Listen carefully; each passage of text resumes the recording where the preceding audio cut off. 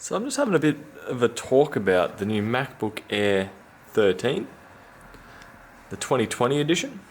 This one is running the i3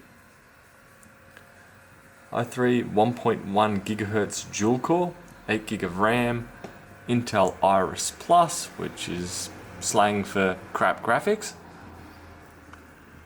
And this thing, I cannot understand where the price of it is.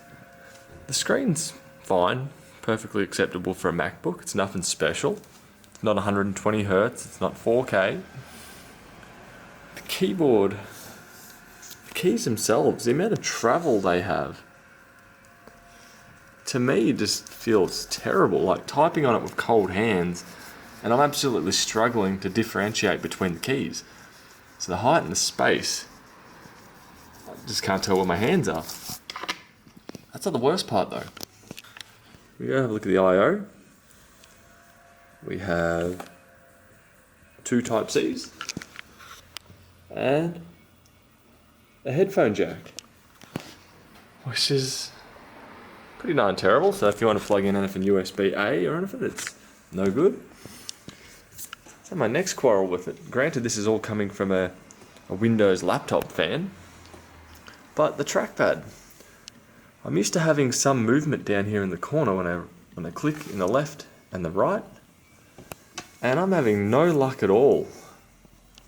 Two finger scrolling seems to be okay, but if I try and do a shift click, I believe it's called, or a right click, it's just so inconsistent. So I feel like there's not enough tactile feedback on this trackpad to know what's going on. There goes my phone. So overall, the performance of it, CSGO, or playing Counter-Strike Global Offensive, I'm running it at 1440 by 900 at low graphics, getting a maximum of about 50 FPS. So the performance of it's not great, considering it's something that costs $1,600 Australian. There is definitely better things you could put money towards. But the only positive I can say about it, I do like the speakers. The positioning of them's great, perfectly fine, but it's certainly nothing that a Lenovo doesn't already do at nearly half the price. So yeah, just my thoughts on the MacBook Air 2020. Skip it.